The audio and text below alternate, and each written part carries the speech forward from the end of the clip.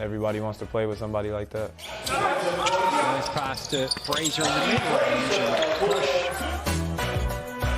I think probably just a good understanding and feel of the game. I would say my positivity and just energy and vibes in general, just always positive no matter what the situation is. Connor Washington is one of the best three-point shooters in the British Basketball League. Oftentimes I've had coaches that kind of have seen me as an extension of themselves when I'm on the court.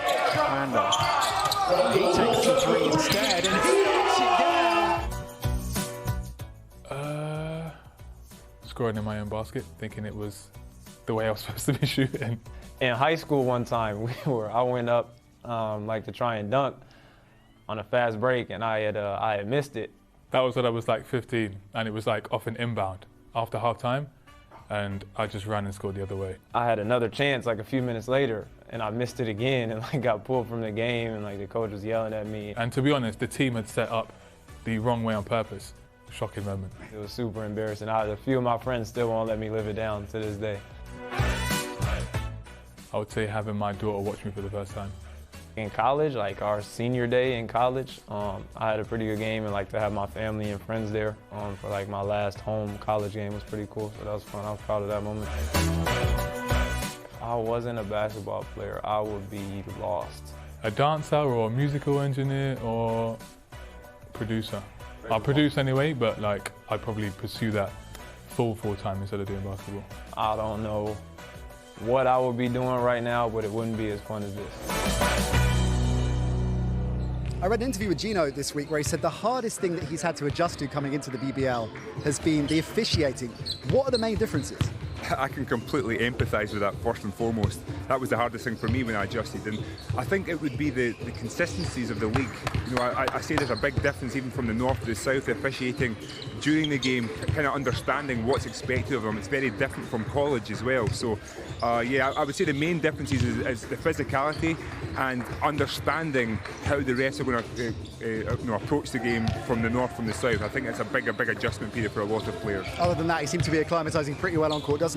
Rob Paternoster's got to be pretty happy with Leicester's start to the season. They're contending again, a few games in hand, of course, at the top of the table, Mike, and the games that they've lost have been close calls by and large. Yeah, definitely. I mean, if you look at them, they're sitting with the sixth best offense in the league, but they're scoring 80 points a game. They've got the #1 defense in the league, and they're winning games by a margin of 8.5 points. So that's a nice cushion for them going into all these matches. They're coming off a 2-game win streak, both against the Plymouth Raiders team, that extremely tough and physical team.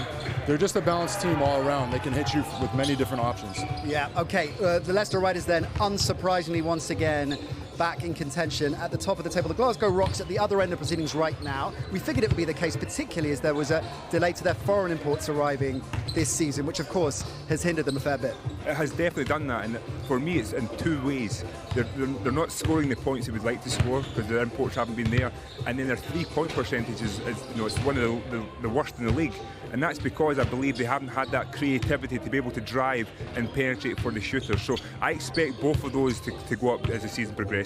Let's take a look at the Rocks roster, of course, led by Gareth Murray, a player that you know very, very well. In his first season in that dual role, that's not an easy thing to pull off, is it? It's definitely not, and like I said, I think he's been more of a coach than a player. I think he understands now that in order for him to win and have more success, he's going to have to step up his playing role, and he's been doing that in the last couple of games. Isa Brandon leading the team in points and assists. You've got Delphin Keeling, the American contingent. Certainly they are looking a lot stronger in depth than they were a few weeks ago. That's the team on paper then. Let's meet them in person as we go inside the Rocks locker room.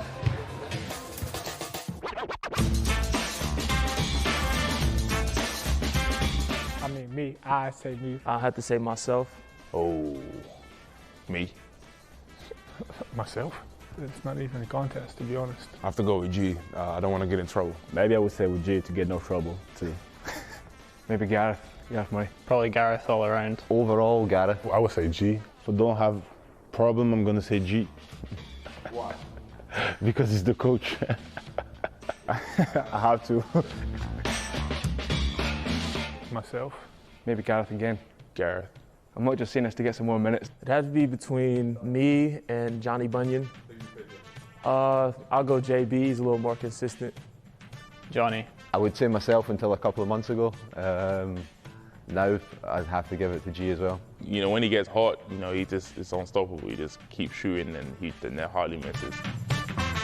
This is gonna sound bad, but I'm gonna say me again. Still got the whole package, you know. Probably say Christian. Christian.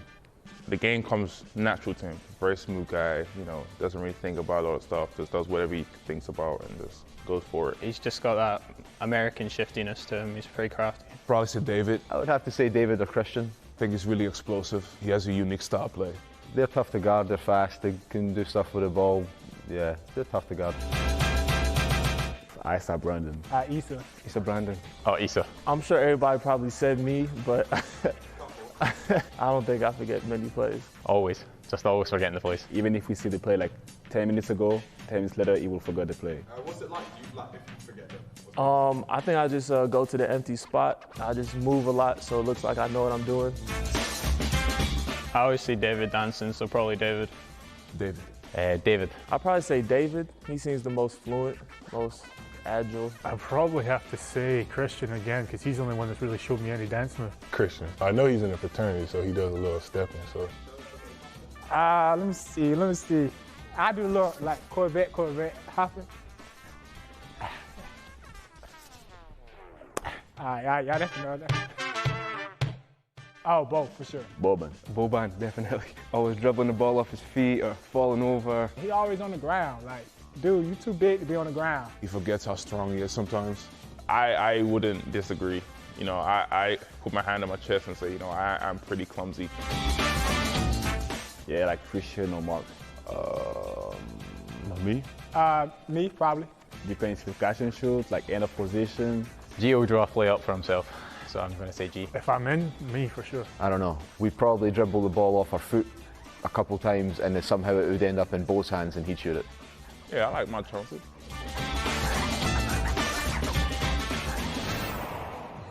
Glasgow have been slow in the first half of games this season. 15 points down at the half against Worcester, a game we had on Sky, of course, a few weeks back.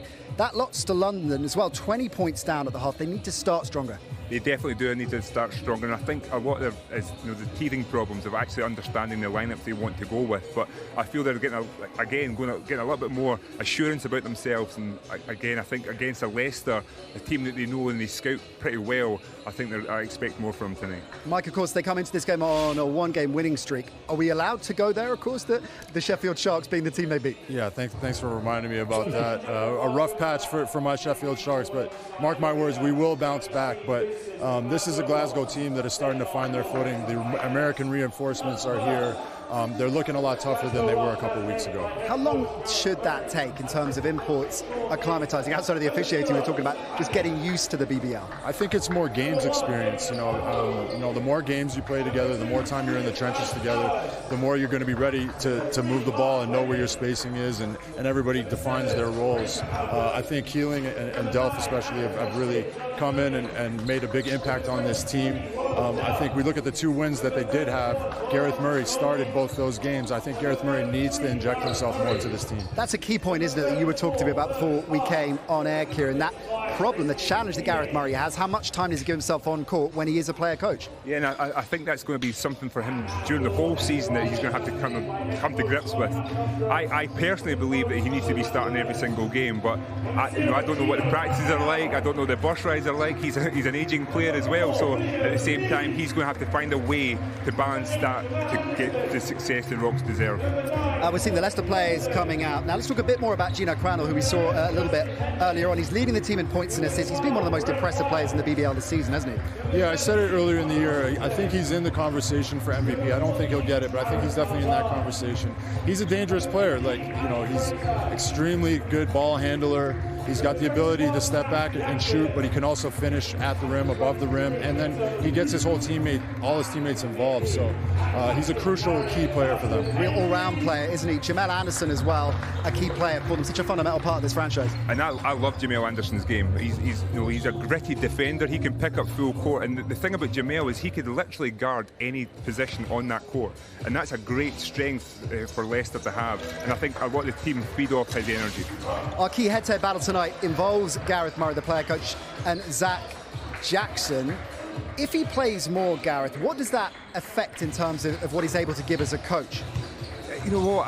I believe that if they do the scouting during the week the right way, I think he doesn't need to do as much on the court during the day. So I think it's all about how they can manage that week. But again, like Mike Tucker mentioned that the two big wins they've had in the championship was when Gareth started. So he does make a huge presence for that team. And Zach Jackson, big, strong, and versatile. He's the prototypical Rob Paternostro player, isn't he? 100%. We said before the game, he's like an X-factor type of player, and he's shooting 61% field goal percentage, so extremely efficient for them right now. Okay, the first win of the year last week. Glasgow looking to double down, but it's a tall order against one of the league's strongest in title-chasing mode. Tip-off is next.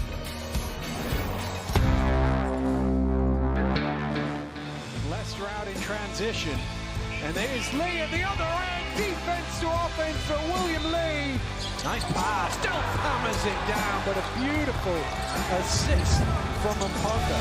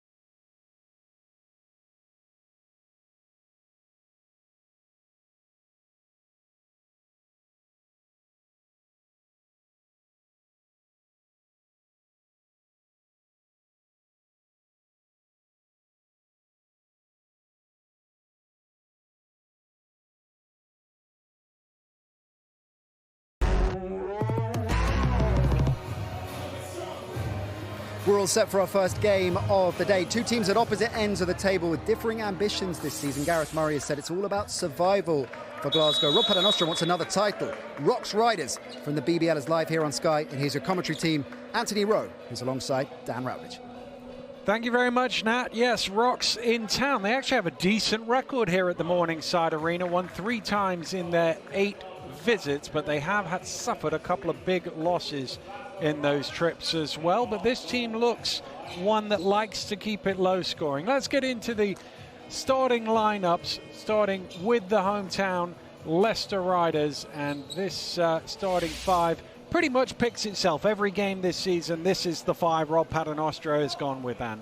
It is, and that starting point guard in Gino Crandall has been the most impressive of the 5, in my opinion. I think he's been that catalyst for the offense, and not just scoring the ball himself, but being able to get involved in William Lee again, a fantastic rebounder, formidable scorer. Well, let's take a look at the Rock starting lineup, and they have changed a lot through the course of this season. Only David Mpondo has started every league game this season, but this is the 5 that started last week. And for me, Murray has to be in the starting lineup. He's one of the best 5 players on the team. Well, this is a Rocks team that mean business today. Murray in the starting lineup himself, but also his 2 imports in Keeling and Delph, and with that Jack Domney offensive power coming off the bench. Well, here we go then. It's the Riders and the Rocks in the BBL Championship, and it is Leicester who get the opening possession of the game with Randall Lee down low to Nelson Henry, as they like to do. They go to the big man early and try and establish him. He's unable to convert. Well, we see that time and time again, a high percentage shot around the rim for Nelson Henry, but today he's being guarded by the bigger 7-footer in Delph. Knocked away by Crandall. That'll put 3 more seconds onto the shot clock.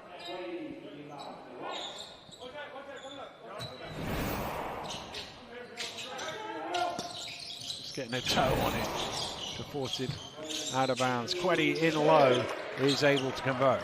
Well, he's an individual as well that can hurt you in a number of ways. He's got a really big, wide body, inside-outside game. It's a nice early start for him. Here's Johnson. Getting it into Nelson Henry, nice pass, but the big man can't convert. And he had a game in, I think it was the semi-final of the Cup, where nothing would go in for him. He's 0 for 2 to start this one. Difficult start for Nelson Henry. The Riders are going to need him to shoot the ball efficiency today.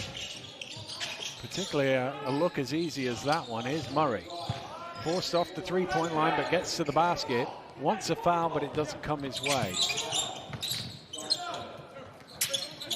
Nelson Henry again, looking to attack. Comes back to the hook, and that's even further off the mark. Here's Queddy, pushing hard and has it poked away. Did he? No, he didn't. Lost it himself. It'll be a Leicester ball. Well, Queddy here does the right intention there to go to the rim aggressively, but William Lee, as we come to see, he's athletic, but he's also got that incredibly long wingspan. Puts defenders off, and on that occasion, ball out of bounds, Riders ball.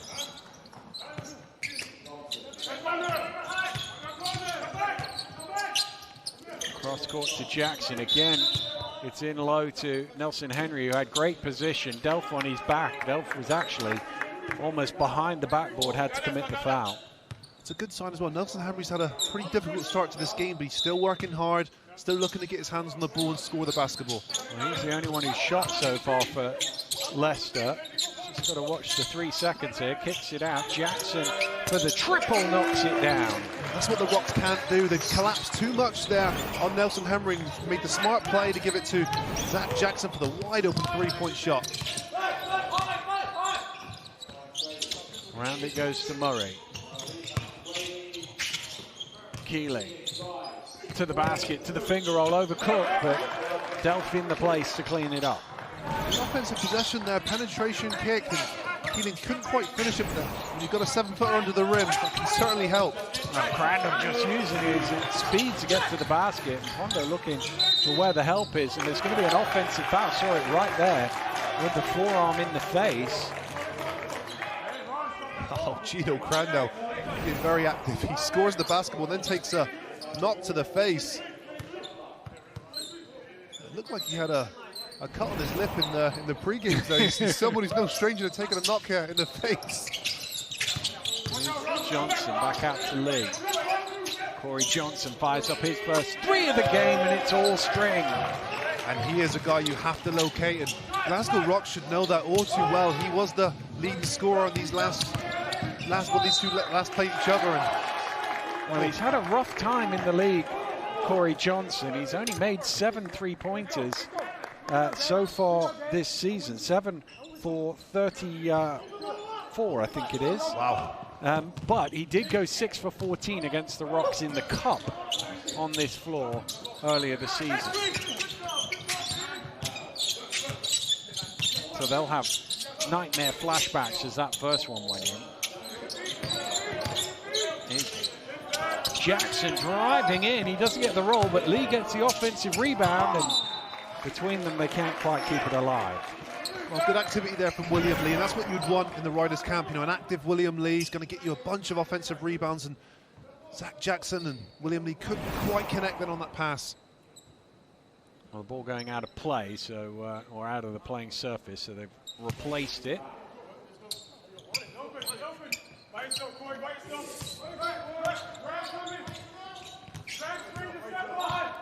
Keeling.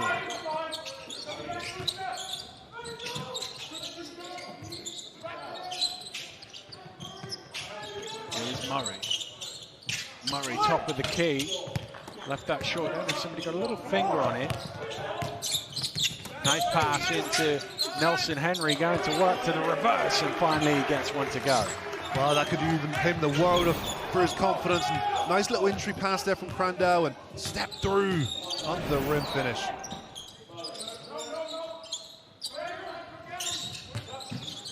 Here's Murray, offensive foul called on Delph, and that's going to be his second personal foul, and one assumes that means Boban will be coming into the game in a minute. Again, just chasing the screen. Yeah, it's really difficult as a big man. We've all been there. Just a little inch there just to make sure you set a better screen, but it's a moving screen, and that will pick up his second foul. And it's a knock for the Glasgow Rocks defensively, because I think he matches up really well against Nelson Henry. However, you've got Boban Jack Domney now coming off the bench, who's in fine form.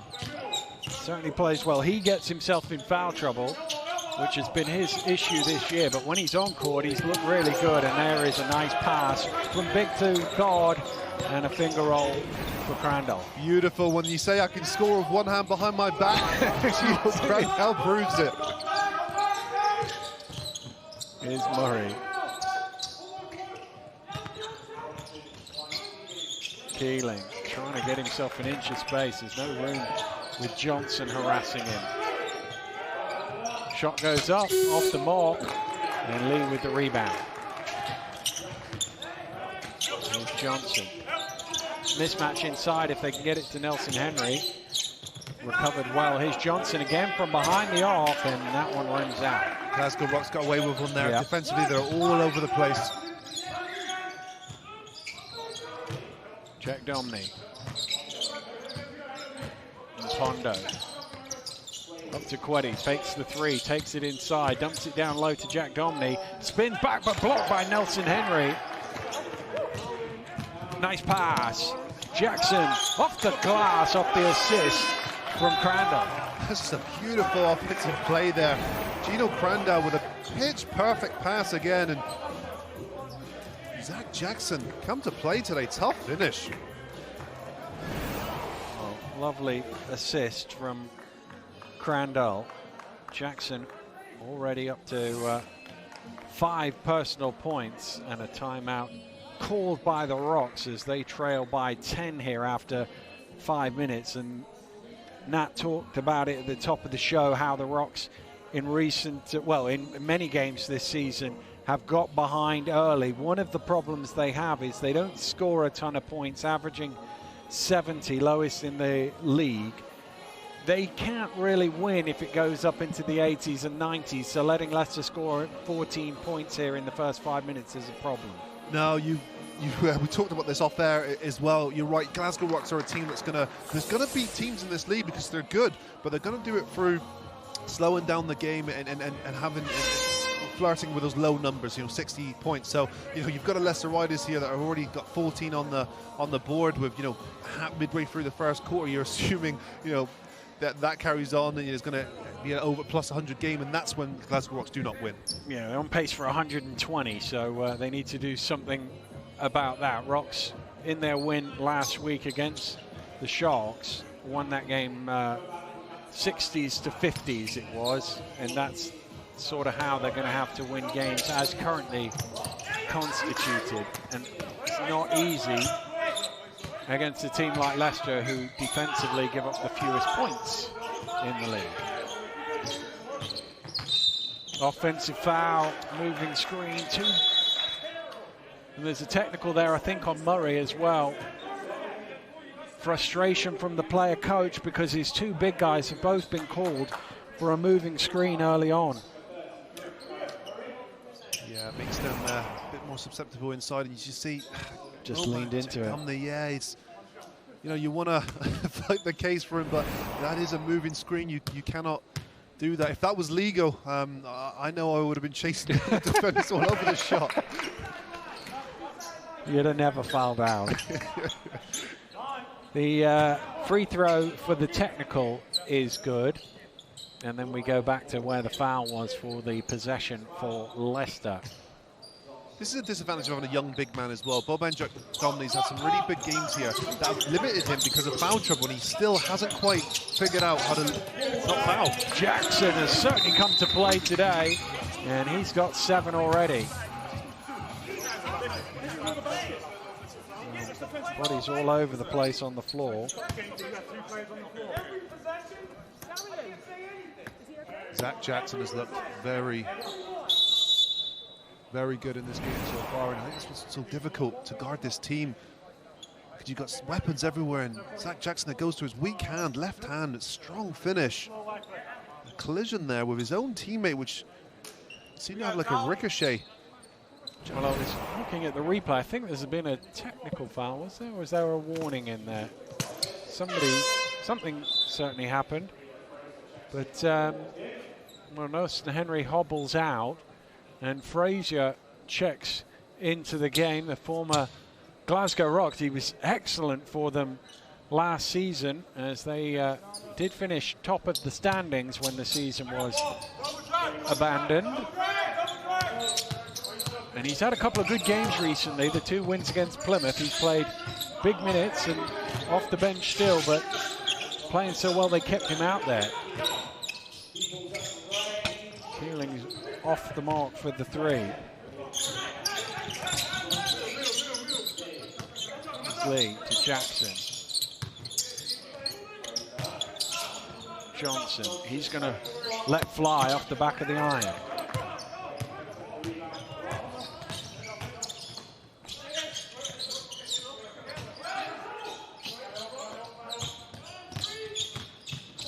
Pondo has it poked away, but illegally so. Foul is called on William Lee. David Pondo just trying to get into the heart of that defense and create opportunities for his teammates. He's able to get Leicester to commit the foul there.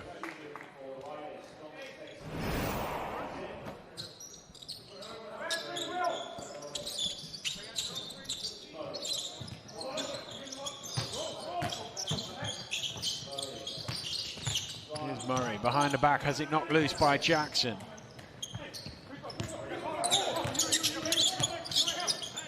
Jackson's going to pull up for 3, and Zach Jackson's into double figures already. Wow, Zach Jackson, a guy who averages 10 points a game, he already has that number in the first quarter. Well, that's the thing with Leicester. They've got so many different weapons that you don't notice anybody at the top end of the scorers, but different nights, it's different people. Deflected away, another turnover. Leicester's defense not giving an inch. Washington in the corner for 3, and he's way too good to be left open there. Connor Washington ran the floor, positioned well, and knocked down that 3 with ease. Just 4 points on the board for Glasgow, but as concerning 23 against in just over 7 minutes. And Pondo, back iron, Lee goes highest for the rebound. Quick outlet to Crandall. Through the legs back to Washington. Mid-range from Fraser is off the mark. Ali Fraser, of course, would want to insert his position here, having been a former Rocks player last year. Quetty strokes the 3, much needed points for the Glasgow Rocks. They really did need that one. Not getting any easy shots at the basket though. Well, that's almost turned over, but Washington gets it back. Shot clock being counted down. Crandall sizing up his man, takes the 3 and misses. Leicester, by the way, scored 20 points without reply in that run before that 3. Trying to get it to Lee. Oh, Lee does get it to catch it. Almost loses out, does turn it over in the end. Here's Jack Domney. And a good challenge by Crandall, but Jack Domney gets the offensive rebound and drops it in. Good work by Jack Domney on that occasion. Rocks really need Christian Keeling to get going. He's missed another shot there. Pretty tough start for him. Well, just a shoelace needs sorting out for Jack Domney, which is why the game has come to a halt.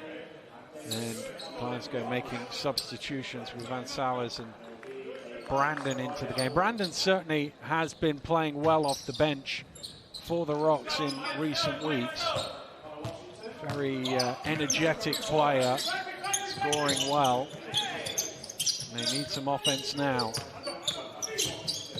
He has, and your best scorers aren't always your starters, and you've got Brandon and Jack Domney coming off the bench. They're creating that offense for the team. Here's Fraser going to work, and he doesn't get the role either. Well, he did everything but the finish there, Ali Fraser.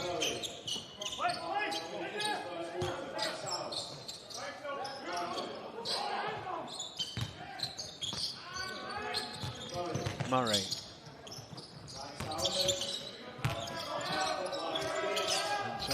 Comes around Brandon there. That's what he does really well. Crashes the offensive glass. Yeah, he's got the size advantage against Connor Washington as well, and he used that to his advantage. But he gets beaten by Crandall. Here's Anderson to the spin move. Just left it short. Thought he got fouled, but the referee said no. Shot clock is off. Rocks can tick this down. Well, actually, a score here and only going down 10. That's not a bad return. Here's Keeling for 3, and he cuts it to 9 instead. Lobbed in. Leicester have a chance on the buzzer. Don't think it was off in time. Doesn't matter. Well, a good response from the Glasgow Rocks, having given up 20 consecutive points. They've cut the lead down at the end of 1. It is the Riders 23, the Rocks 14. We will be right back after this break.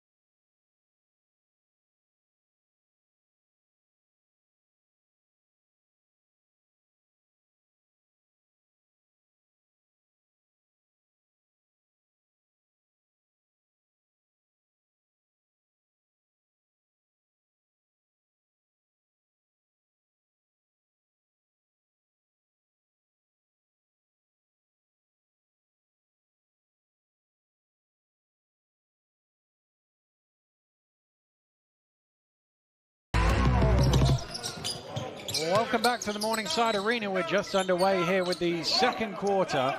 Leicester with 20 unanswered points in the first quarter. Rocks finished with the last 10 of the opening period. And, well, both teams giving it away on the opening possession of the second. I think Ali Fraser just trying to decide what he was going to do and took a few steps, travelling violation. I think he just got surprised that there was no defender there.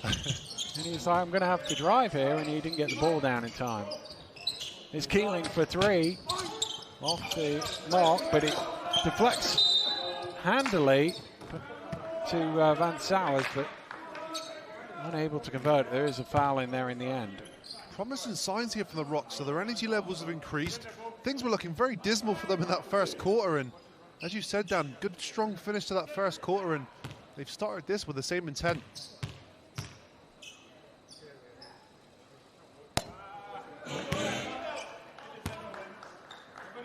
Free throw off the mark. Van Sowers is another guy who can be that X-factor player. He's very versatile. He's a good 6'5", 6'6". He can score the ball in a number of ways. You've got to feel that he needs to be in the mood to do that. Rocks the worst free throw shooting team in the league, by the way. Here's Johnson for three, and he knocks down his second of the game. Wow, that's a very simple post-entry pass back out by Frazier to Corey Johnson, who knocks it down. That's deflected away, and that is off his knee last, Van Sowers, so it'll be a Leicester possession. Van Sowers was just trying to create something there, but it's never really a sequence that you'd want as a player. The ball bouncing off your knee out of bounds.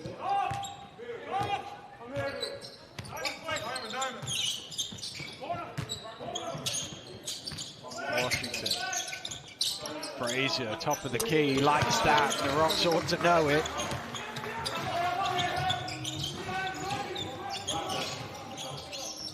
Brandon for three, off the mark. Washington rising high. Falzon getting all the way to the basket and finishing in traffic. Good take from Falzon. Found a gap there and exploited it in a nice finish.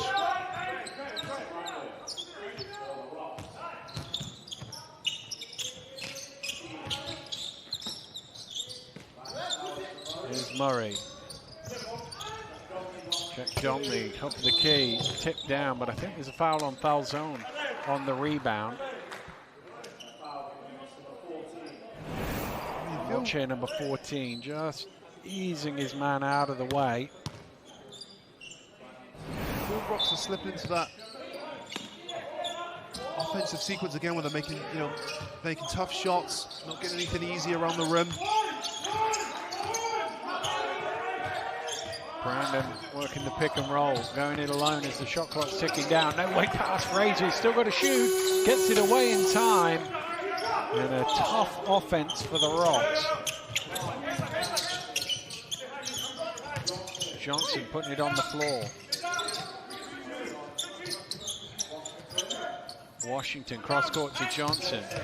Again, he's driving in and all the way to the basket, gets the finger roll, and that is where he's going to be tough. If those are going, if he's got that ability to get to the basket, you have to respect the three-point shot. And if he can beat you to the rim, that's why he's got 9 early on. That's exactly what's happened there. He's made a couple threes in this game. Psychologically, the Rocks know that, so they have to get up on him that half a yard, closer, which doesn't sound like a lot, but what it does is it gives Johnson the opportunity to just fly by his defender, and that's exactly what he did with a nice soft finish. Well, another timeout for Gareth Murray and his Rocks as they fall further behind here at the start of the second quarter, with Leicester scoring the first 9 points here. So it went 20-0 to Leicester, 10-0 to Glasgow, and now 9-0 back again for Leicester. The archetypal game of runs here. And this is where the player coach job is at the hardest, because he's there, been running up and down, and now he's got to get that clipboard out and come up with something. Yeah, I don't know how you are, Dan, but I always found it a little bit harder to think clearly when I'm gasping for air. So it must be the same situation for Gareth Murray at the moment. But the Rocks have to find a way, or they have to be able to provide themselves with a solution here, because these runs cannot be extended, because you'll be in a situation where the game's too far gone and there's no light at the end of the tunnel. But as we saw the first quarter, things looked very bad for them, but they were able to turn their fortunes around by increasing the intensity on defense and converting shots. Well, their 32 points in 13 minutes is not a pace they'll be able to keep up with, so it's got to come defensively. Almost a turnover there. Here's Brandon. Shovels one to Keeling. kicked out to Van Sowers. Into the lane, spins back the other way. Good help from Fraser, but he just went chasing the block. And now is the question as to how fit Nelson Henry is. Again, he'd done the hard work. If he doesn't swipe down at that, it's not a foul. Nelson Henry hobbled out of the game earlier, but that is a second personal foul on Fraser. Well, actually, is it? Well, the first free throw is good.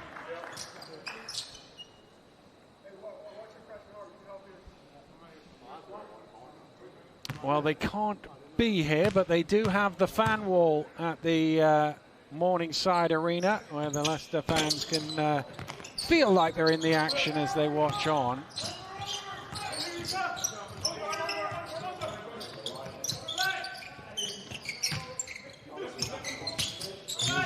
Washington. Oh, they've left him open again, and he makes them pay yet again. Connor Washington, do not help up him and leave him on the three-point line. Exactly, that's rule 101 for the Glasgow Rocks right now. Well, there are only 3 active BBL players with a career average above 40% from the three-point line. He is one of them, so don't drift away from him. Great thing about Connor Washington, he's not afraid to make a big shot either. No stranger to making that game winner or that pivotal three. Instantly transported back to David Wallace and that shot he hit against Cheshire all those years ago. I remember it well. Here's Washington. To Anderson in the corner. Not quite, but good work from Falzon to keep it alive. Now he's going to try the three, and, well, he gets the second chance points himself. And it's one of those things where you deserve that. You know, Falzon taps that offensive rebound to his teammate and then gets it back and repays the team with a three-point shot. Well, Glasgow in all sorts of problems right now, and that's not helping them. Here's Falzon forward to Anderson. Anderson does well there at full pace. He had to slow a little bit to make the finish. Really good execution there on transition offense. Ball wasn't over dribbled. Let the ball do the work, and a nice finish from Anderson. Keeling under pressure. Well, he hasn't had too many chances to get a shot away today. Certainly not a clean one. He knocks that one down. Washington with the crossover takes the foul. Such a difference in the game for this Leicester Riders team when you get a Connor Washington come off the bench and just inject energy and offense straight away. Perfect from the field, and he brings that fantastic defense with him everywhere he goes. And as you can see, such a quick crossover, very, very difficult to guard. And Isa Brandon is no slow defender himself. Well, they have 2 starting point guards, Leicester. One of them happens to come off the bench. Here's Anderson along the baseline. Oh, what a finish from Jamel Anderson. Wow. To have the strength as well to rearrange that shot. Nice reverse layup.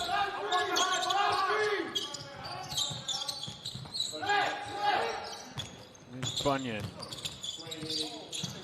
Keeling. This time it's Washington in front of him.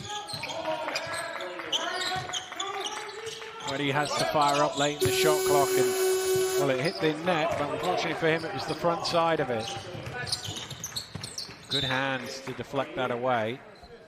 Yeah, really good hands there, and it's playing into the Leicester Riders game plan at the moment. You see Jamel Anderson trying to cross over and get to that baseline again like he did on the previous play, but Queedy was equal to him on that occasion.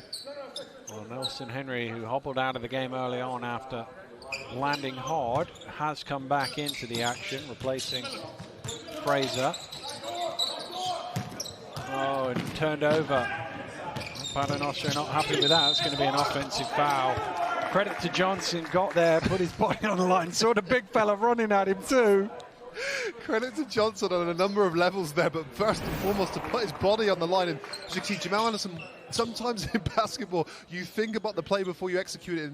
And we see Corey Johnson put his body on the line there with a Queedy looking like a steam train going down that lane. giving up a few pounds, I think it's fair to say, in that matchup, Corey Johnson, but doing what's needed to be done for his team.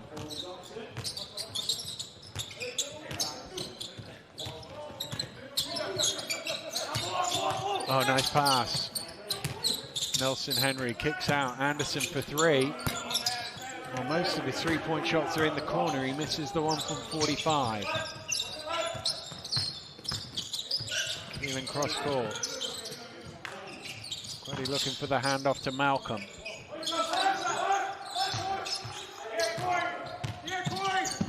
No way through. Queddy from behind the arc. Crandall kicks out. What an outlet pass that is. And Jamel Anderson is always running the floor, and he gets rewarded with a full court assist. Well, first and foremost, great defensive stop there from the Riders, and Gino Crandall, as you can see, quarterback-esque pass to Jamel Anderson for the dunk. And when you have a guard like that, he will run the floor. Here's Bunyan. Well, they're trying to get it to Queddy, because he had Washington on his back, but they couldn't do it. And Jack Domney making his presence felt there with the offensive rebound. Yeah, he's so good at that. He's very active under the rim, and Rocks are going to need that. They haven't got anyone on the floor at the moment that's consistently hitting shots. Keeling is having to take very difficult shots because of the Leicester Riders' defense. Great pick and roll. Oh, couldn't quite get it to go there, Nelson Henry. Behind the back to Anderson for three. Well, that was that corner three you said he was looking for, Dan. Well read that by Crandall. Couldn't quite steal it, but he certainly made sure Keeling didn't get it.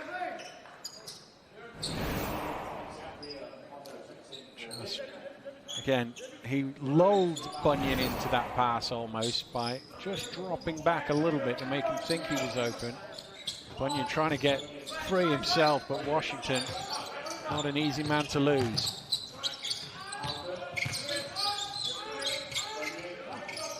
Bunyan. Bunyan, again, doesn't really matter on Leicester with their switching. They can all guard well enough. Crandall, nice, to the finger roll. Oh, goodness me, that dribble is so effective at the crossover. Patience, patience, and the crossover comes, and easy finish. Driving to the basket is Mpondo, and the foul is called against Johnson.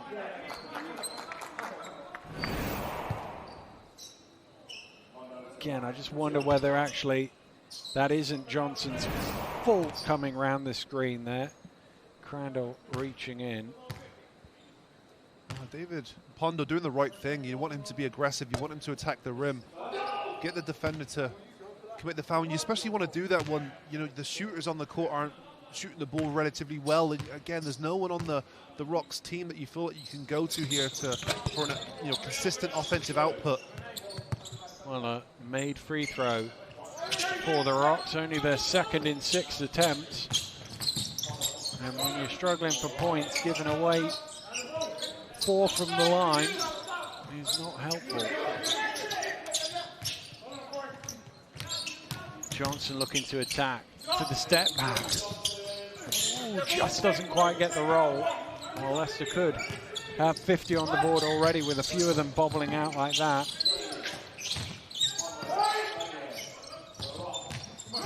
Bunyan. Out to Malcolm, flushed off the three-point line, takes the 2 and knocks it down. Composed move there from Fraser Malcolm. Nice pump fake, and was able to be in control and pull up for that jump shot.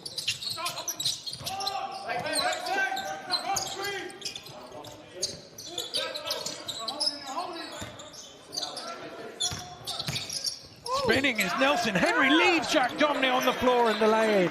Wow, what a move from Nelson Henry. That spin was so wide, it dropped his defender and gave him an easy layup. Bunyan, he was looking to pass all the time and it wasn't there. Yeah, he just needs to be a bit more aggressive, I think, Bunyan. He looked for his own shot. The issue he's got is he's given off such amount of size there. Anderson stepped in to guard him, and Anderson's 6'8", and Bunyan maybe 5'10". Well, Anderson managed to defend the ball and the passer there. Good pass. Nelson Henry trying to find room. He can't, and he ends up thrown away.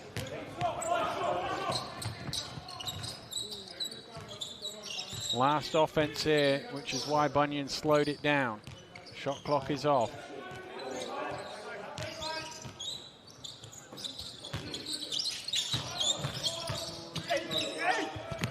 That's a tough shot. Rebound for Johnson, and that will do it for a dominant first half for the Leicester Riders. They scored 23 in the first quarter, 25 in the second, and that is more in either quarter than the Rocks have managed in total here in the first half.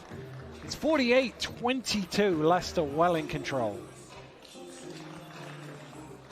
Well, let's take a look at the numbers from the first half, and unsurprisingly dominated on the left-hand side with the shooting percentage of Leicester. They've taken roughly the same number of shots. The difference is Leicester's have been going in. Yeah, you've got to look at the stats here and think, oh, you know, Glasgow Rocks have been hard done by here because Riders are shooting the ball so well. But there has been defensive breakdowns there. I felt like they've collapsed too much as well on the interior offense of the Riders, which creates open three-point shots from the Riders. What the Riders are doing, they're knocking them down, and the Glasgow Rocks aren't. 2 for 10, they're going to need to improve those numbers. Well, the rebounds are just edged to the Rocks, but that's in part because they've missed so many shots. They've got 9 offensive rebounds. Let's go down courtside to Nat. Thanks very much indeed, Dan. Zach Jackson, what a half of basketball that was. How satisfying was it to be involved in such a dominant first half performance? It felt good. The team, we were moving the ball well, getting everybody involved, getting some open looks, and defensively we held them to 22 points, which is something we really want to do today. Zach, it's obviously a difficult time to be playing basketball at the moment, but you seem to be settling in really well in Leicester. Yeah, I mean, we're doing all that we can to stay safe during this time and everything, and you kind of just got to go day by day, and there's nothing you can really do about it, so you just got to control what you can control. Got a few games in hand, of course. If you win those games in hand, you'll go level on points at the top of the table with London. So you're looking at yourself as title contenders this season? Yeah, we're just taking it game by game, and you know, every game is important. You don't want to take any team lightly, so that's really all we worry about is just game by game. Well, congratulations on the first half. Still work to do, so I'll let you get back to the locker room. Thanks, Zach. 48-22 then at the half. An absolutely dominant performance from Leicester. We'll talk through how they did it and work out if Glasgow can get back into this next week.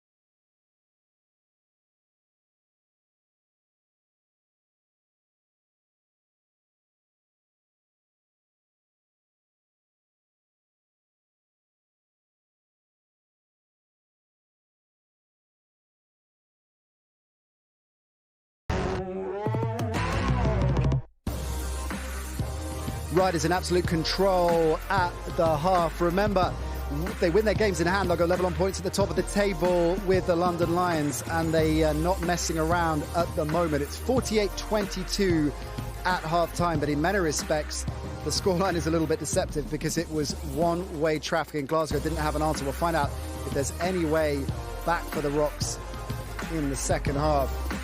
Take a look at the match stats. Well, Kieran, Leicester dominating in pretty much every category. Absolutely dominating, and the big stat for me was the 12 turnovers that Leicester forced Glasgow to make. And I think the way they're playing right now, the Rocks just do not know what they're doing. Look at that shooting percentage for Leicester, over the 50s on both counts, 58%, 7 out of 12 from 3 points. In control right now. We talked at the top of the show, Mike, about the need for a fast start from Glasgow, but that's absolutely what they didn't get today. Yeah, and that's what you're going to get from Leicester, the best defensive team in the league right now. So they came out and held them. I think Zach Jackson did a great job on Gareth Murray to start, and they had just had a slow start. You look at that second quarter, they held them to 8 points in the second quarter. I mean, it's going to be tough to win a game if you're only scoring 8 points in a quarter. Let's look at a bit more detail at that Leicester defence. That, of course, a fundamental attribute to a Rob Paternostro side, and they did him proud of the first half. They did a great job, and they set the tempo early on. Right here, Nelson building a wall, get a good block, good hand, make it really tough down low. In this example, quick rebound, forcing, contesting 3-point shots, and this is great. Active hands, getting that little steal, make it really tough for the Rocks to do anything. And that's the final one for me. That's the one I love to see. The player sacrificing his body. You've got a big man coming down the lane. You stand your ground and take a solid charge. That's an offensive foul to the one team, and you're taking the ball and going the other end. And that fast transition as well, turning into points, which was absolutely key. You mentioned Zach Jackson, so influential, of course. He was into double digits in terms of points in the first quarter alone, Mike. Yeah, I mean, he came out on fire, and he's kind of like an X-factor utility guy, does a little bit of everything, but you see here running the break, able to finish against a big man on the offensive end here. That's a tough finish against a big guy. And then here, getting into Gareth Murray on defense, and then good defense creates easy offense. He comes down, big man's getting him space. Oh, I'm shooting that all day, baby. I'm shooting that all day. Let's talk about that matchup, because we keyed in at the top of the show, of course, and it's been one-way traffic so far, hasn't it? It has, and again, I say Jackson defensively, he's just making it so tough. Active hands, and also making it hard for Gareth to get any catches as well. So yeah, I think definitely Jackson, obviously he's been making some shots, got 10 points, Gareth on 0, subbed himself out. I don't even know if he'll return in that second half. We did mention at the start that conundrum that Gareth Murray has, of course, Mike, as player coach, because as you guys said, he's been instrumental when he's been on court this season, but that hasn't been a huge amount of time he's put in. Yeah, I mean, it's a tough balance, and right now, this is his first season doing it, the first couple months. He's got to work on finding that balance of how much do I play myself on the court, how much do I take myself out and coach the game.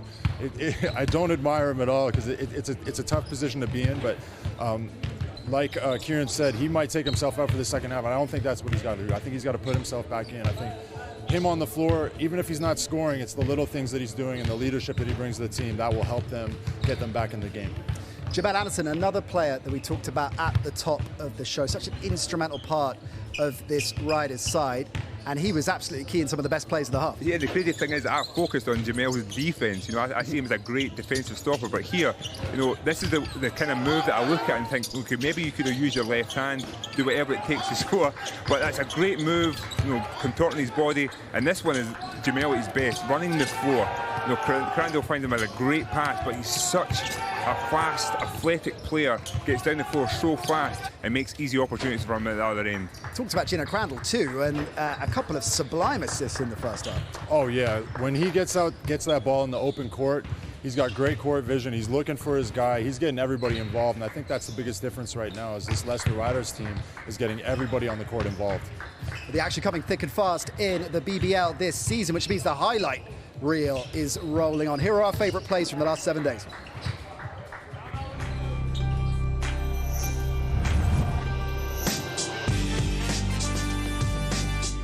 Lewis for in the shot clock, have to take the shot, Young Tommy in his way, just gets it off, cool hand, look Nick Lewis. Oh, that was smooth. I know that's going to be on these reels or Hoops Fix this week. That was really smooth.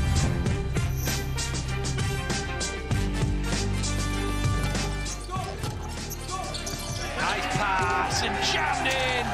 Fantastic find. Look at that thread in the needle between two defenders.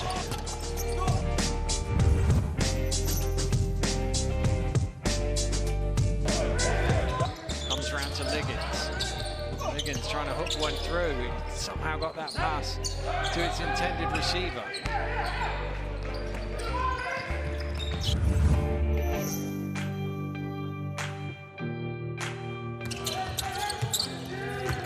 On his own. Oh, beautiful!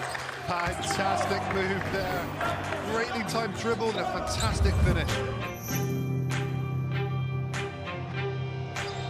Got to get it in. Elan. Oh, the buzzer! Mika Elan! Referee says 2 points.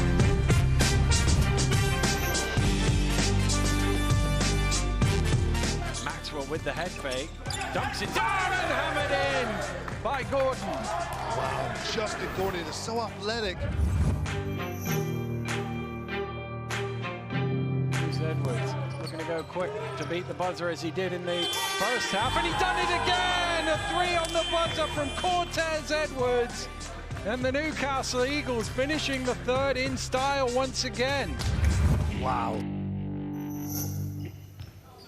See, Mike, I think that adds insult to injury, right? Because not only did we not have your, frankly, stunning three-pointer from our last live game, but we had Cortez Edwards scoring against the Sheffield Sharks. That's just not a fair fight. Just throwing salt in the wound there. It's salt in the wound, but some great plays of the week there. Big shout out to Nick Lewis on the Hezzy cross, Hezzy buzzer beater shot there. Great shot from Nick. What was your favourite? I just thought there was so many defensive plays by Sheffield there getting absolutely destroyed. So my favourite play on that one had to be Crandall. He's honestly, he's a magician. That pass through the legs for the assist.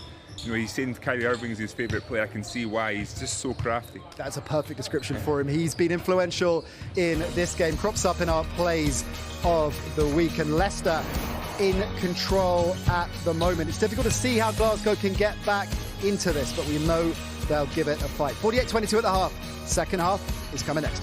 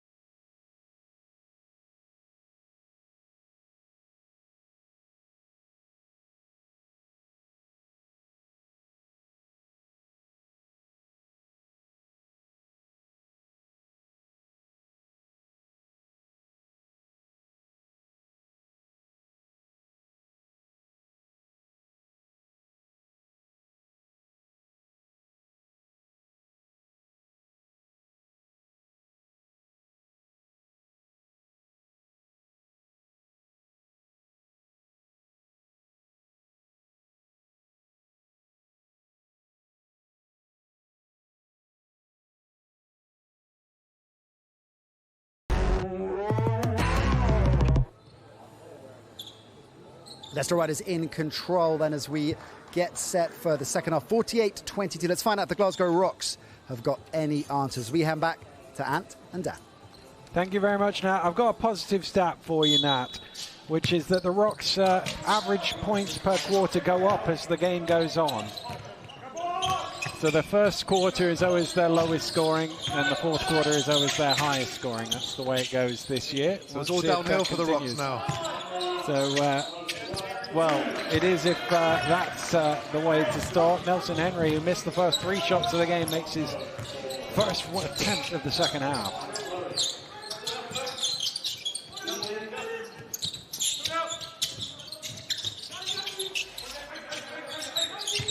Here's Murray.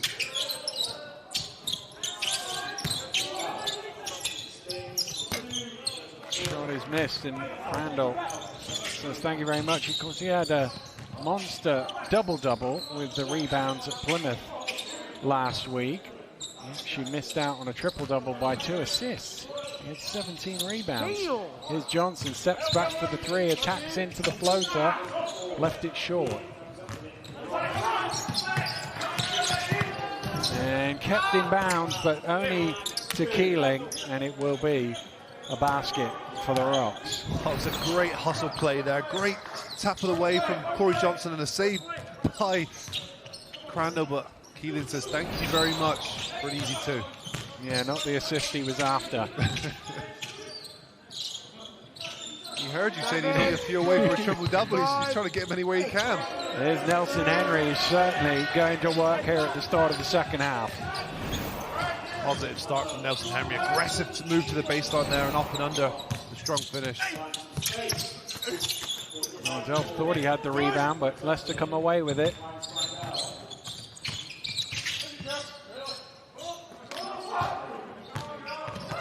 Oh, Nelson Henry trying the backdoor pass, but Jackson was posting up.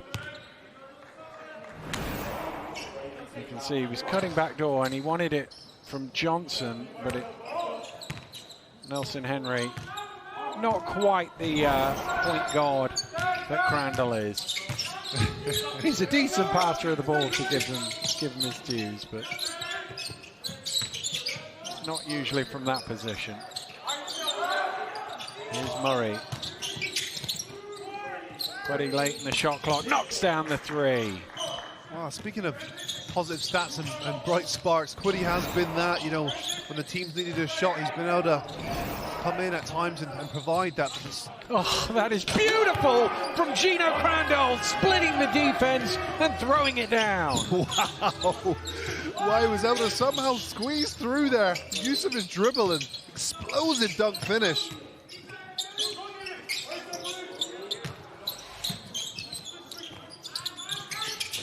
Pushed away by Jackson, keeps it in bounds, but not to a teammate, unfortunately for him. Leicester do steal it away. Lee with the deflection.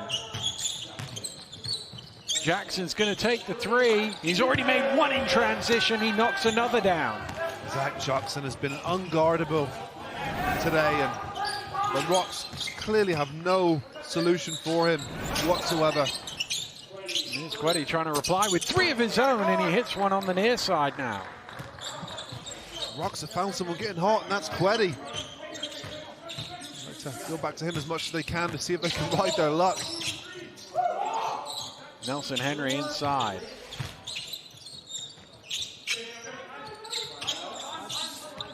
And again, down to 4 on the shot clock. Nelson Henry needs to get it away, and he got helped out by a foul. Well, it wasn't the most cohesive of moves there from Nelson Henry, as you could see, but he was getting hit all the while, trying to make a shot at the rim. Well, that's one of them where nobody's quite happy. Nelson Henry thought the foul should have come earlier and thought he should have got shots.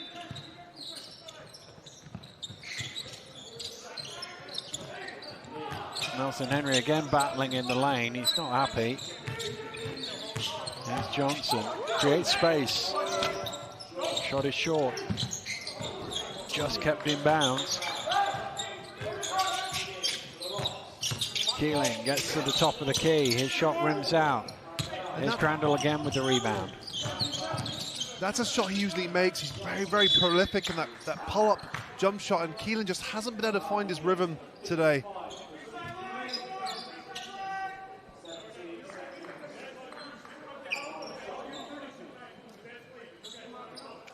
Tell you the other thing that sometimes gets overlooked as we see the scoring by quarter is the way Leicester share the ball, and by that I mean how many shots everybody gets. As Johnson is down court, he knocks down his third three of the game. There's nobody that really I mean, Crandall probably takes the most shots, but they find looks for everybody on the team. Everybody gets their touches and their go, if you like. And that's what makes them so hard to guard. You know, when you've got one guy that averages 20 points a game and other guys come in and come out, and, you know, you stop that one guy, essentially you stop a big portion of the offense. But with the Leicester Riders, you know, you can stop one or two, three individuals, and then you'll have another 2 or 3 that can pop up. They've got 5 individuals averaging double digits and more. So, again, very difficult for the opposition coaches to come up with any sort of defensive plan. Well, that's deflected away. Rocks have it. No real volume shooter. They just defer to each other. That's a long 2 from Keeling. Again, Keeling is someone that can create his own shot. He's not shooting the ball particularly well in this game, but he is someone that can create and put points on the board. Well, the shots have been difficult. That was one of the easier ones from great pass. Talk about Nelson Henry being a good passer in the post. He should have got an assist there. Johnson blows it for him. Keeling going straight to the hole, starting to warm up a little here in the third. Well, we say basketball is a game of runs and momentum, and essentially that's what Keeling's trying to get going here. Some momentum in his offensive output.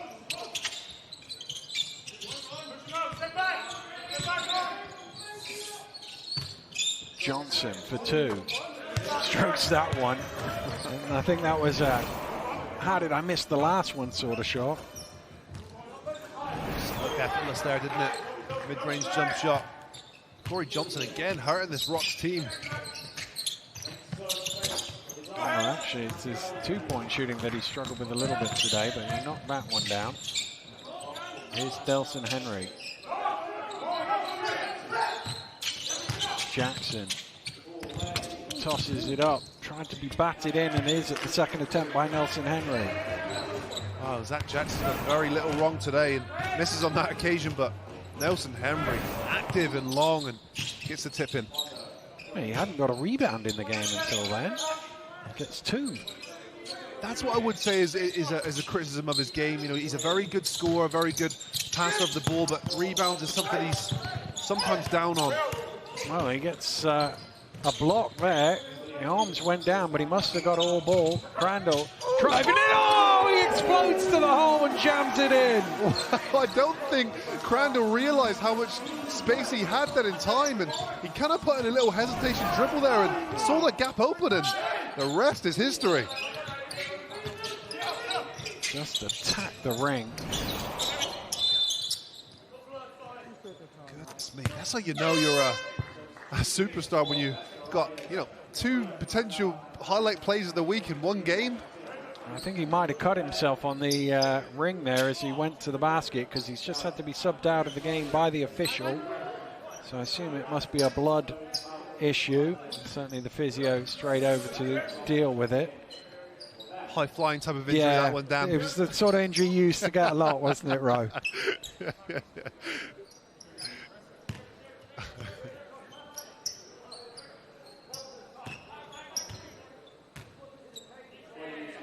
Well, he's gone off to the locker room to get it sorted.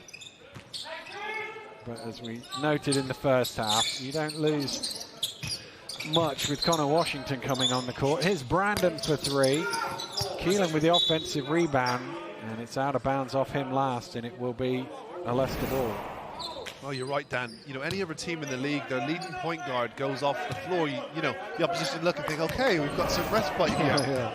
This is not the case for this man with the ball right now, Connor Washington, who has been instrumental in this game already. Here's Johnson to Jackson. Squares up to Malcolm. Now looking to back him down. And beats him. But it's an offensive foul. Wave off the score. Foul on Jackson. It was a good contest between Malcolm and Jackson there. Wow, could have. I didn't see a whole lot in that one, if I'm honest. Surprised that that's deemed an offensive foul, but Rocks will say, let's bring it down the other end. Not as surprised as Rob Paternoster was, that's for sure. Little runner off the mark, Jackson with the loose ball.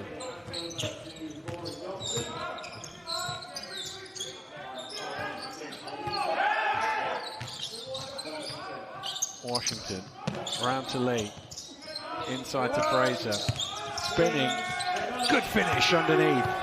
It's so tough, isn't it? Spins there away from the defender, and he's off balance essentially, but the control and strength to be able to lay that up the other side of the rim.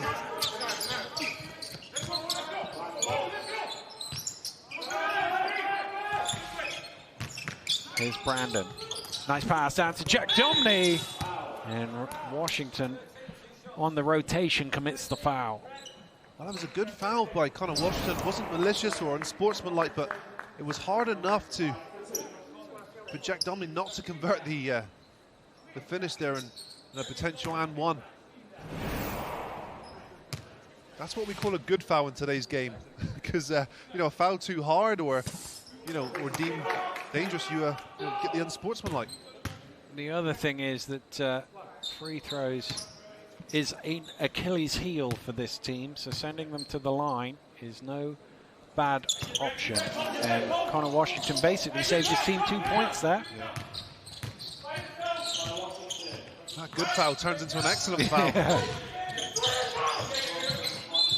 Another offensive foul. This time it's Fraser with the illegal screen. Well, we've seen a fair few of those today. The illegal screen, and essentially you've got to keep planted. When you set that screen, you have to stay still. You see Fraser on the far side just leaning over into Brandon.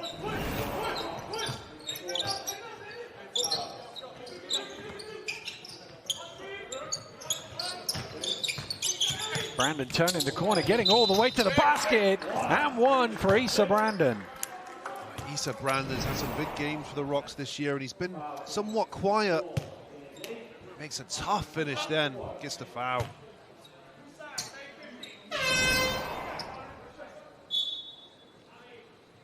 Just his fourth point. He's a guy that averages 12 a game for the Rocks, but again, a guy who can score in bunches. He had a really big game already down in Plymouth. It was a 20-plus point game he had.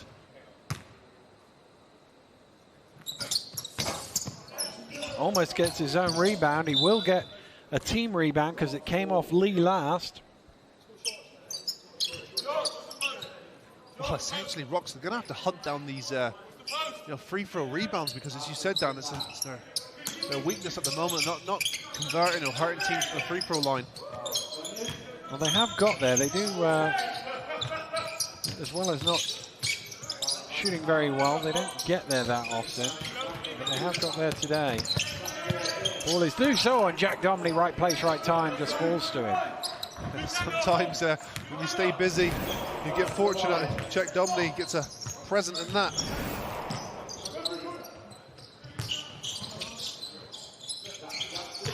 Jackson to Fraser. From the long elbow, knocks it down. Ali Fraser not going to miss too many of those. Brings him to 6 personnel. Well, I think it took a little while for him to adjust to life in Leicester, but last few games he's looked very good. He has. He's got a different role, and you have to find ways to be effective in that role. Oh, what a shot to end the third quarter for Johnny Bunyan. Knocks down the under pressure three.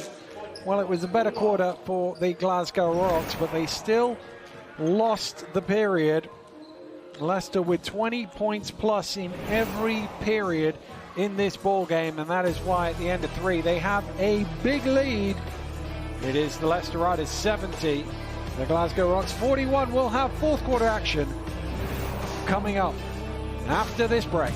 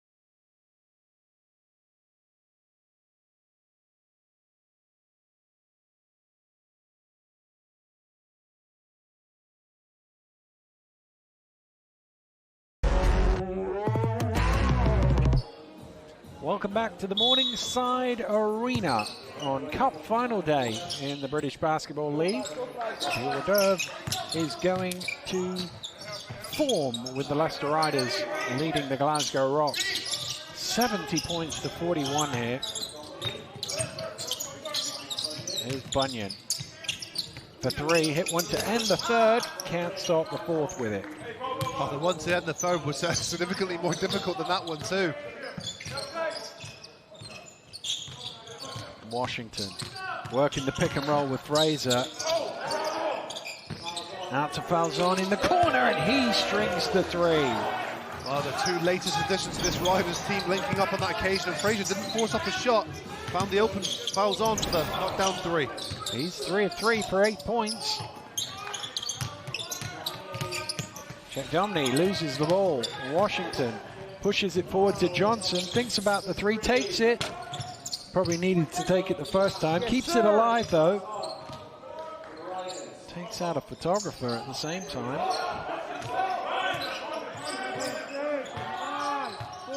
Washington late in the shot clock here. Trying to find some room to get it away. Does get it away. And it goes straight to Jack Domney. That was Washington's first miss of the game.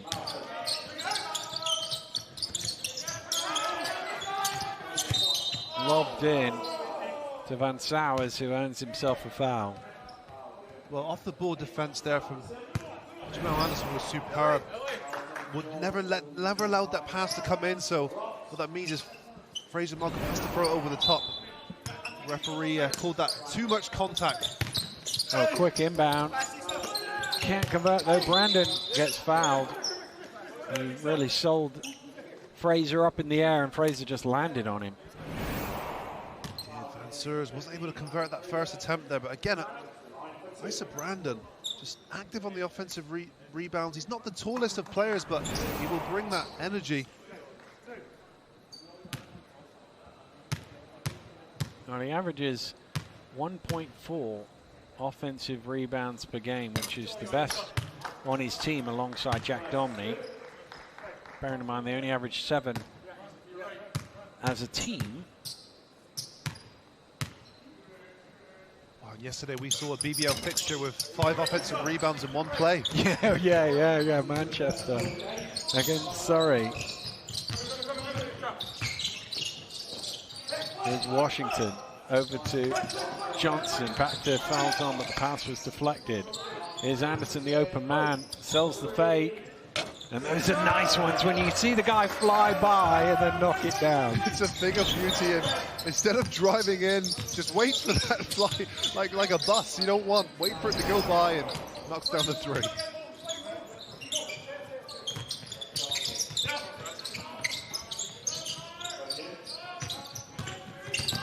Bunyan trapped here late in the shot clock. Has to go up, it's poked away. It is a Rocks ball. There's 1.5 for them to find a shot. A difficult offense. The ball stayed in the same corner. There was no rotations or swings of the ball.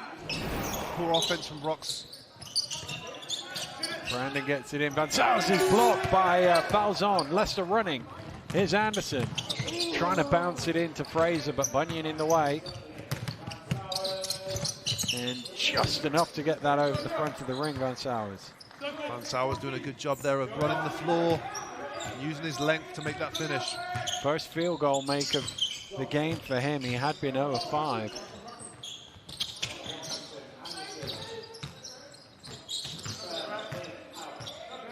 Anderson looking to attack, gets the elbow and off the mark. Uncharacteristic offense there from the Riders. The ball stayed in Jamal Anderson's hands the whole time. Wasn't much movement. I think he liked the matchup and wanted to attack, but couldn't really take advantage. And so spinning back the other way, and I say he's made his first. There's his second in quick succession. If you're a Rocks fan, you just want him to do more of this. He's very good at scoring the basketball. He just doesn't do it frequently enough. Washington breaks through the defense, kicks out to Anderson. Leicester keep passing it on, and eventually the foul. Wow. We have some quick guards on the floor. And as you see on that occasion, Fouls on just getting the Van Seurs to commit the foul, which was unnecessary. Shot clock was winding down. Riders didn't have too many options. Well, they moved the ball well, but at some point somebody has to shoot it.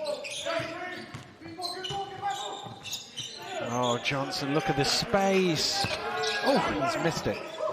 They've dodged another bullet there, the Rocks. Oh, he's made 3 already today. Could easily have been a 4th. Malcolm, cross court to Brandon.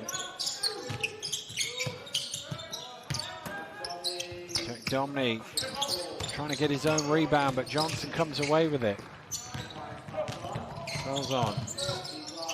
Lobbed into Frazier, crowded out of it, out to Washington for 3. He knows it's short, goes chasing after it, but it bounces the opposite side to Brandon. Oh, the Leicester Riders gone a little bit cold, which I didn't think I was going to say in this game.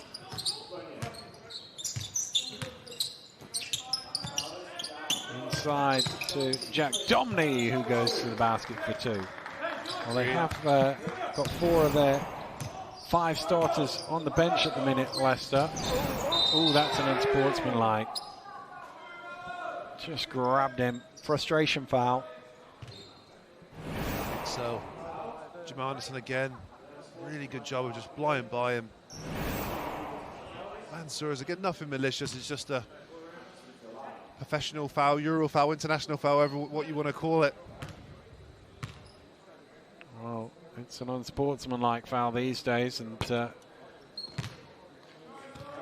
2 shots and possession as Anderson misses the first. That's only the 2nd free throw attempt in the game for Leicester. Corey Johnson had the technical foul earlier on. So they've actually only had 2, well, if you can call it unsportsmanlike, in open play. They haven't had a single free throw from either fouls or fouls as in the bonus or a shooting foul. Wow. Really unusual for 77 points. And it's not like they've lived by the 3-point shot as well. They've been penetrating and attacking the rim. Here's Frazier. Penetrating and attacking the rim for 2. Really positive signs from Frazier. Another tough finish from him.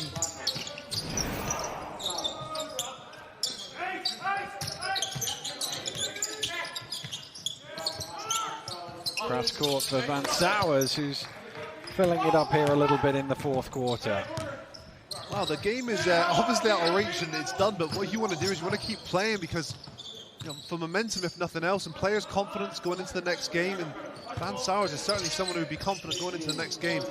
Johnson for 3, strings it. 4 from 8 for Corey Johnson from behind the arc. Oh, it's as if Corey Johnson prefers to be contested. You give him too much space and he feels a little bit uncomfortable, but again, knocks it down.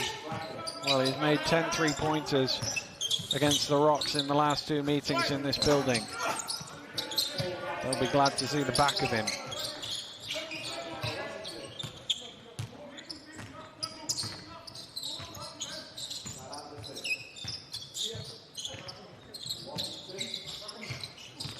Oh, that's a clumsy one from Jack Dombey. Well, his teammates did warn us in the pre-show. They said he was one of the most clumsiest on the team, and oh goodness, yeah, on that occasion. It's the expression, no breaks. He just kept going. Well, Jack Dombey does pick up a foul or 2. He is, what is he, 2nd in the league in terms of the regularity of his fouls. 1 foul every 4:47. And it's a shame, Dan, because he scores the ball so well, and when he gets hot, he's very effective for this team. And you know, he offensively, but he does a lot of things for this team, so you want him out on the floor. If he continues to get in foul trouble, his minutes will always be limited. And Van Sowers driving again, takes the foul, gets the basket, and he will shoot a bonus. Van Sowers came to play in this 4th quarter. Nice little pump fake initially, and goes up through the contact. Well, we talked about Leicester not getting to the free throw line. The Rocks have, this is their 12th attempt, but they've only made 4. Make that 5 now. He's missed 3 of them, but he does make that one. Thought that pass might be a little bit short, but it did reach Falzon, who's open. Looking to create for himself here. Shot clock getting down. Nowhere to go. Kicks it out to Fraser for 3.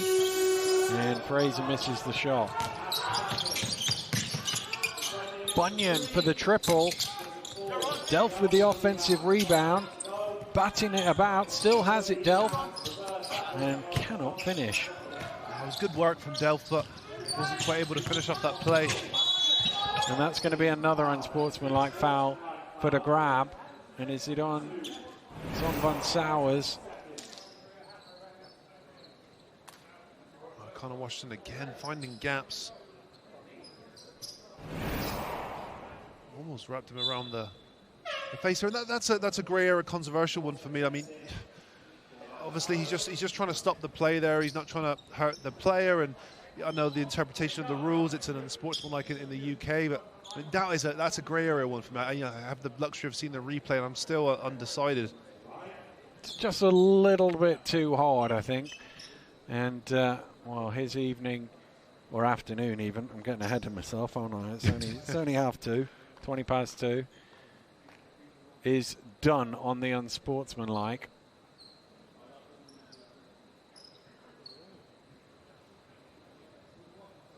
That was it. They were trying to find his mask. He has, because obviously he's got to leave the arena on a disqualifying foul. Two unsportsmanlikes, and you are disqualified.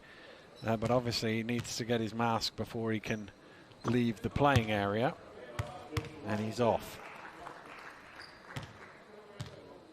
And actually, he's been the spark plug here in. I know, look, it's a 30-point game, but he's been the spark plug here in the fourth quarter for his team. He has, yeah. He's slipped into double-digit figures and 10 points, and yeah, he's been that leader per se on the offensive end.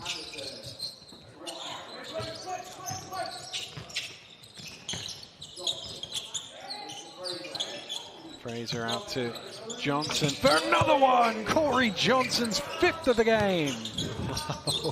Corey Johnson's enjoying this one. Takes him to 11 points personal. Leading all scorers. Well, I talked about his troubles. He's only made 7 in the league before today. He's got 5 more added to that today.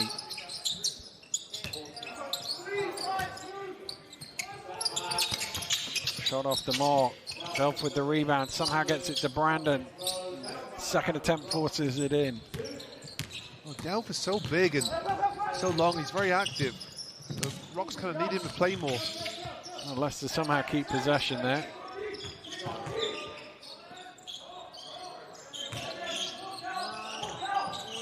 Johnson to Washington, sort of. It's deflected away, 2.1 on the shot clock for Leicester. Well, you can see what Rob Paternostro feels with his substitution here. Is another look back at that. 2 minutes to go, and on come the youngsters for Leicester. Well, that's a great opportunity as well for some of this British talent. I was once there myself many moons ago, and I just remember coming on court and, you know, adrenaline from head to toe, and you always want to impress because, well, you know, these guys are on Sky Sports, so it's even more so an incentive, but it gives you little glimpses as well of the, you know, of the potential and what could be. Well, Wild's first action is to turn it over. Bunyan with the steal.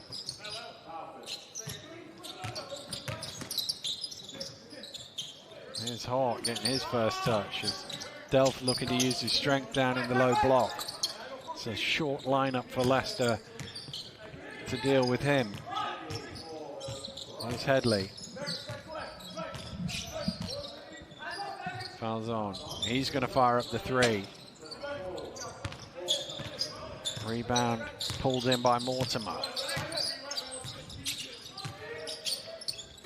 Hart. Delph with Anderson on his back. Shoots over him. And a rebound for Headley, who looks to push.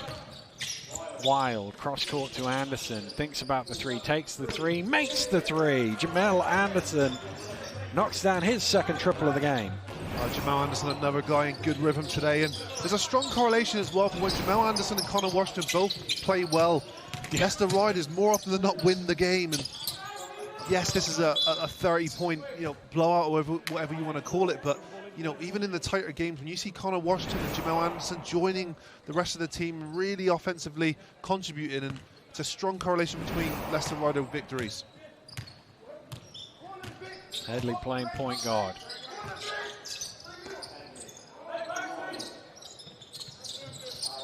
Weil gets the ball back. Nice pass into Anderson. Can he keep it in play? Yes, he can. Late in the shot clock, though, for Anderson, going to work. Has it ripped away. Here's Bunyan, thrown forward.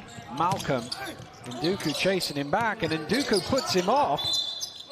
And that's going to be a foul in the end on Victor Nduku. Well, really good effort there from Victor Nduku, and like you said, he chases back but doesn't foul, just does enough to put Malcolm Malcolm off, excuse me. And Glasgow Rocks will have another opportunity here. 14 seconds left on the shot clock.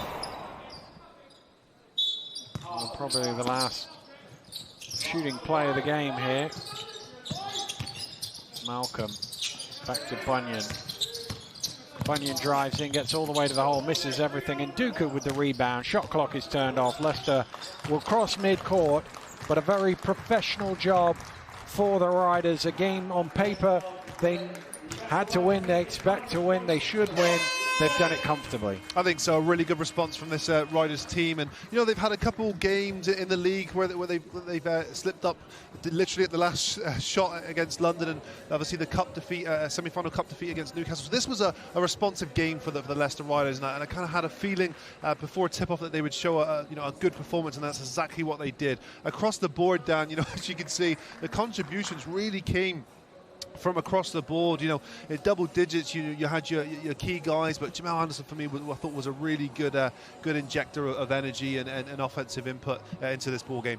Well, the Leicester Riders have beaten the Glasgow Rocks by 90 points to 58. They scored 20 at least in all 4 quarters and really put their foot on the gas early on and never really needed to go any faster. They were comfortable all the way through, and Rob Paternoster getting to really give some of his main guys a day off, fourth quarter off. And here's the shooting numbers, and you can see heavily weighted in favor of the Leicester Riders.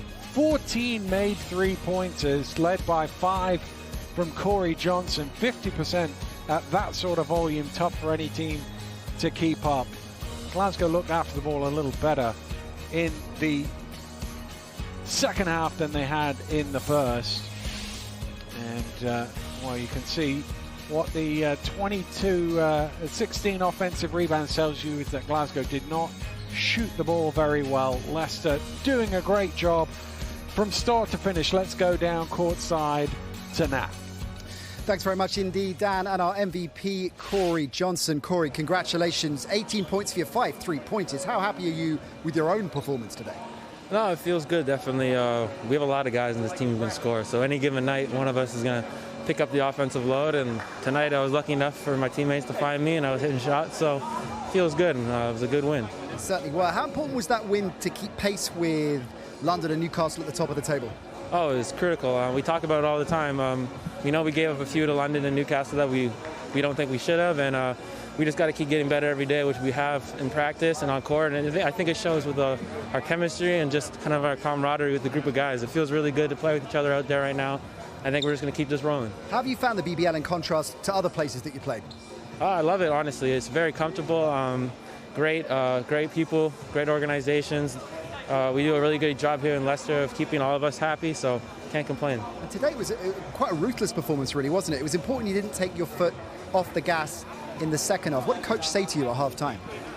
Basically that, yeah. Like, we can't let up. We can't play down to any team's level, and we can't get out of our zone. We can't be too high, can't be too low. So we always we dictate our offense by our defense. So we kept that going throughout the game, I think, and then it kind of shows in the offensive end. We just get in a flow, and we start having fun. And how far can this team go this season? Oh, I think we can go all the way for sure. We're right there. We're still getting better. We're not all the way there yet, but I think we have a bright future for us. Another strong step forward today. Congratulations. Thank you very much. he nailed it, didn't he? Dictating that offense through their defense. Yeah, and definitely, and they set the tempo very early. Like I said, I think Zach Jackson, Corey Johnson did an amazing job on Keeling as well.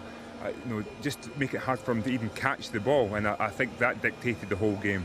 Are you surprised about how straightforward it was for Leicester? I mean, they dominated all 4 quarters today. No, it's no surprise. I think defensively was where they really showed up, and they've proved that all season long. And they just made Glasgow's life really tough. I think the early turnovers in the first half was what really blew the game open. The second half, Glasgow took care of the ball a lot better, and they looked better, but by then it was too late. Strength in depth, of course, was something that we knew was going to be critical, and Leicester have one of the deepest rosters in the BBL, and that played out today. Yeah, 100%. They're getting contributions from all angles. You got Corey Johnson and Jackson and even Jamel Anderson getting in there. They did a tremendous job of knocking down 3-point shots, 7 in the first half, 7 in the second half. So it's tough when a team like Leicester like that get flowing, they get going, and like Corey Johnson said, they built that lead, and they were just having fun in the second half. A couple big dunks, from Crandall, so they look like they're having fun out there. Yeah, they were enjoying themselves. Let's check in with their coach, Rob Paternostro. Rob, congratulations. That must be up there with one of your best performances of the season. Yeah, we played well. I think that it was a strange week for us because we were supposed to play Friday. We didn't play Friday. We were supposed to be on the road, so we were all over the place. But, the guys were ready to play. We practiced Friday when we were supposed to play, and we looked great. So I was like, hopefully we could bring that back Sunday. But, this isn't the game we wanted to be in. We didn't want to be in this first game today. So we were a little disappointed and played a little angry because of it. We definitely wanted to be in game number 2. But they did the job, and I think our guys in the league have done a great job so far of once we get teams, down big early, our defense really holds on and holds them to under 60 today, which is a great job. It's interesting you say that. I'm not surprised that you say that. This game taking the edge off not playing in the cup final, particularly in terms of how the semi-final went down. Such a close game, and given how well you've been playing all season long. Yeah, when you look at our season so far, we had 2 games really to look back on. Is the London game here in the league, our only loss in the league, as we're 6-1 now, where we're 30 seconds to go, up 5. You got to put that in your pocket and get out of here. And then the Newcastle game, come down 150 to go, tie game, so right in it. They made the plays, we didn't. But a couple tough minutes of basketball for us, or else we'd be undefeated in the league and playing in the second game. But all in all, guys are doing a good job. I love this group. Some days we don't shoot the ball well. Some days maybe we turn it over too much.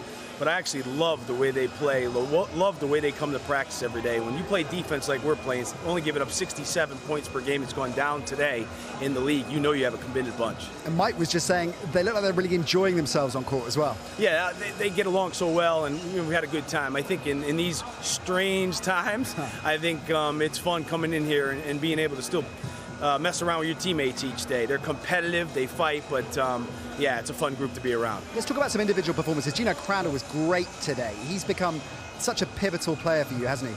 Oh yeah, he's improving too, and I think that's what you look at Gino. He's super ability. He can get off the ground. He can make plays for his teammates, score in traffic, but he's improving every day. His leadership's been excellent too. He's the kind of guy you want with the ball in the hands, and the team trusts him. And he plays defense. I think that's one area of the game where sometimes we forget when we look at how good players are playing. He plays defense every night. I love having him on our team. In the build-up to the show, we were talking about an interview he gave where he was saying he found it difficult to adjust to the officiating here. I bet you'll give him a helping hand with that. Yeah, you just keep your mouth shut is what we say. No, he's a real personable, good kid. And I think, when you come into a new league, there's always adjustments, and it takes some time. And I think with our team, we got a lot of new guys coming in. So, hey, listen, as we get moving along here in the second half of the year, I feel good about our group, and I love where we're at in the league. 6-1 right now. And playing great defense. With those games coming thick and fast, you've got a lot coming up in close proximity. This is really where the strength and depth of your roster comes into play, isn't it? Yeah, we have a good 9-man rotation right now, and I think what I like about it is I feel comfortable with any of those 4 coming off the bench. If I had to move them into the starting lineup or play many minutes, they can. Look down at Plymouth. Ali Frazier came off the bench and played 30-plus. It was his night. So, yeah, when you look at our bench, we have 4 guys there that all could be starters. So I feel real comfortable with any lineups that we go with. And as you said, with all the games coming, we're going to have to play multiple lineups and get multiple contributions from everybody. And it's good to see you giving some of the younger players a touch towards the end of the game. Yeah, of course. And, we have a lot of good young players in our program, Charnwood program. Loughborough University program. So, yeah, they practice hard with us every day. And, yeah, the future's bright with a lot of those guys. Rob, making up ground on London and Newcastle with that win. Nice to have games in your hand, but you've got to make them count, right? Oh, yeah. We're always behind like this. Every year we seem like we have games in hand. But all we can do is play the games in front of us, and we've only lost once. So hopefully we can keep it rolling. Taking care of business today. So congratulations on that. Before we let you go, give us your thoughts on the final, because, of course, the situation with London having a number of players needing to self-isolate, so they're turning up here with just 7 players going up against a full-strength Newcastle. So the odds very much stacked against London today. Yeah, I mean, if there is a team that could deal with that, you would say them with all the players that they have. I'm unaware of who the players are that are playing, so that'll be interesting to see who's in the lineup. But when you look back at the competition, you look at Newcastle and go, hey, they deserve it to be here. They got out of the group of death, but then they had the tough semifinal game against us. Here, what they won. You know, London didn't play in the semifinal, so it's a little bit of an unknown in this competition for them. But, you know, when you look at a team like London, you know, missing guys, they do have a lot of talented players, so it'll be interesting to see who shows up today. It's an interesting turnaround as well, because 24 hours ago we would have called London the favourites, close call, but the favourites for the final. Now Newcastle, I guess, will be going into it as clear favourites. So there's actually a lot of pressure on the Eagles' shoulders, isn't there? Yeah, I mean, you know, let's see who plays for them, right? If they have, you know, a good 7, they can win it with 7, no problem. But I think it's tough on the Eagles in a lot of sense, because they've been preparing all week for certain lineups and certain players, and all of a sudden you come here and maybe it's a different group. So it's challenging when that happens to you. But once you get in between the lines and the trophies on the line, you're going to see a good ball game no matter who plays. Terrific. Rob, thanks for taking time to chat to us. Congratulations on the win today. Good to see you. Thank you. Don't forget, of course, the Cup final is coming up right here on Sky Sports. The Lions short stacked, but as Coach Rob Paternostro was suggesting, their starting 5 will be good to go, and certainly as good as many in the league. So this one by no means one-way traffic. Interesting hearing from Rob there about the way that his players are gelling. And I wanted to get your perspective, Kieran, on the importance of philosophy here, because Coach Paternostro has been in the league for so long. He's got such a clear definition of play. How important that is in terms of recruiting into the BBL? I think it's so important, but it gives you something to aim for. They know exactly what kind of player they're looking for. You know, I think Rob mentioned, and you know, alluded to it, they have strength and depth. I think they have strength and structure. You know, they know no matter what player's playing, if he's you know, if he's a scorer, if he's this, Rob has a structure that he plays through, so it's easy to replace. When you can replace that, it doesn't matter who's out, who's injured, who's in foul trouble. You know you've got the system to rely on. And I think Rob does a great job of that. Okay, let's chat to Gareth Murray now, the Glasgow Rocks head coach. Congratulations, Gary, on a fighting performance. A difficult result today, obviously, and once again it was a slow start. That's something that you've really got to work on as you look at your performances this season. Getting off to a faster start is critical. Yeah, definitely. I thought Leicester came out and played really well. They're a team that comes out, and if they jump on you early and they get confidence in their offence, they're really tough to stop, and their defence starts to pick up, and that's what happened. They started hitting out open shots on offence, and their defence really picks up, and it makes it difficult for us down the other end. So, and that's we're trying to prepare for that. Working with a young team, it's always going to be difficult, and mentally be ready for games like this. Leicester are one of the top teams in the league. We're on the other end right now, so it's about trying to bring that confidence to our guys and have them physically and mentally ready for bigger games like this. You certainly got your hands full this year. Your first season as a player coach. How have you found that so far? It's been a difficult job. It's about trying to find that balance. You see, I'm playing a little bit more now. I was trying to get roles for each guys, and had new guys coming in January, trying to fit them in. So trying to find that rhythm of how we can play as a team and get all guys involved. We're not sitting here with 6-7 guys. We're playing with 10 guys that are getting court time. So we're trying to find that balance as well, and we're trying to stay in games and trying to compete every week. And I thought tonight I was a bit disappointed in the way we played. We gave them a lot of confidence on the offensive end when they're a defensive team. We didn't take away the things that we talked about, so I'm a bit disappointed in that. But we've got another week of practice and another game on Friday. Yeah, hear me, Gareth? Yes, yes. No, it was an unfortunate game tonight. I was rooting for you. I'm just looking at the way things are going at this moment in time. You know, I just wanted to say, just stick with it. Yep. You know, I see what the team has, what has to offer. Just make sure you stick with it, mate. Yep. That's what I wanted to say to you. Appreciate it. Thank you. Thank you. Gareth, let's talk about the season so far, because it was particularly tough given the delay with regards to your American imports arriving. It's going to take time for them to settle in as well. So it's early stages in that respect. But what have you made of their contribution so far? Yeah, I'm happy with what they're doing. I'd like a little bit more from them, obviously. I always want a little bit more for each player. But just like I said, trying to find the balance to fit these guys in and trying to find their role and where they can fit in. And like you say, trying to get these Americans adjusted to the league and getting playing again. So some guys haven't played for a good number of months. So trying to get them back into full shape and getting to play this style of basketball in the BBL. There's a lot of quality coming into the league this season. You've, of course, been involved with the league for a long time. What have you made of this season in terms of where the league is right now? Yeah, I think it's in a good place, to be honest with you. I think it's in a really good place. There's a lot of strong teams this year, a lot of talent in each team. So each week there's upsets. You call them upsets. You don't know who's going to win. You don't know who's going to win. It's tough games, and this is going to be another one right after this cup final. Who's going to win? Newcastle have been playing great. London, we played a couple of weeks ago. There's so much talent, and so I'm looking forward to this next game afterwards as well. But the league on the whole, I think, is growing, and it's really improved. And to end on the Rocks, you talked about survival as the primary objective this year, but looking further forwards, how far before the Glasgow Rocks are here on cup final day, in the final, gunning for a trophy? Hopefully very soon. Hopefully we'll be back next year, ready to go. It all depends how the summer goes, but hopefully we'll be back next year, full strength, ready to go. Thanks for your time, Gareth. Appreciate it. Thank you very much. Thanks, guys. It's a tough job he's got in his hands, isn't it? It's very tough, and like I said, I'm still a fan. You know, I'm sitting there on the sidelines actually shouting at the referees for half of the game. Yes. But yeah, they've got so much on their plate. You know, survival was the intent. They didn't know, the inconsistency of it. Was the season actually going to go ahead?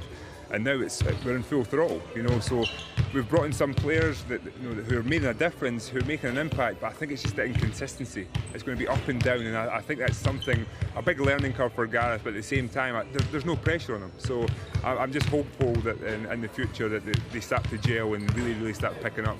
They're still in the trophy as well, so a lot of basketball still to be played. And he's such an influential character, isn't he? The players that he's got around him are going to rise and respond to him.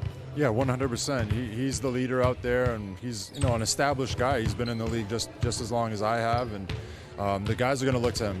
He's got a wealth of knowledge. He's played on the international level. He's played all around the league here, and he's a pillar in the Glasgow Rocks setup. So it's just going to take time. It's a transition year for him. He's not going to have many expectations from the management. So it's a good year for him to learn. He's got a lot of games left to play, a lot more lessons to learn. So hats off to him, and I hope he does well towards the end of the season. Keep optimistic, that's the key. It was always going to be a difficult game for the Rocks today, as Mike suggested, particularly when Corey Johnson's in this kind of form. 5 3-pointers, almost double digits in rebounds as well. Brilliant stuff from him in Jordan. Shooting the ball so well, but in rhythm, feet were set, big shooter. And I think last time they played against the Rocks, he dropped 20 points against them, so this is a team he feels comfortable with.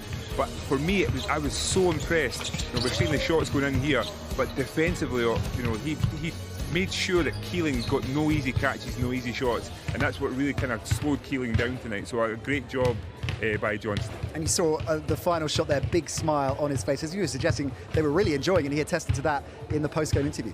Yeah, they're having fun, and they did their work early on the defensive end. They built that lead, and he was saying that they're trying to have fun, and that's what basketball is all about, especially when you're winning and when the offense is free flowing like Leicester's is. It just looks like they don't care who scores the ball as long as they score. So the ball is moving, the offense looks fluid, they're in rhythm. Great basketball from Leicester Riders. Well, one of the players helping move that ball so fluently was Gino Crandall. What a performance from him, as well as shooting was terrific as well. As we talked about at the half, some sublime assisting, a brilliant all-round game from him. Oh man, and look at that finish above the rim here. Like, he's got the ability to shoot outside, but also get to the rim and finish above. And right here, sneaky, disgusting. That is disgusting. Sneaky bounce. Got a 7-footer rising up beside him. So he does a little bit of everything. He helps run the team. He can handle the ball. He can shoot, but he can also finish above the rim. We were talking at the half, actually. Well, off air, but talking about Gonzaga, his college, and the importance of that as a foundation for your basketball. 100%. When you come from a program like Gonzaga, it's going to be in your blood.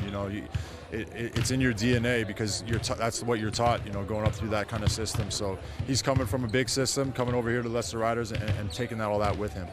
I had a teammate I played for in Spain, Mika Downs, who was from the Gonzaga programme, and exactly that. I think there's something in the water that he could jump out the gym as well.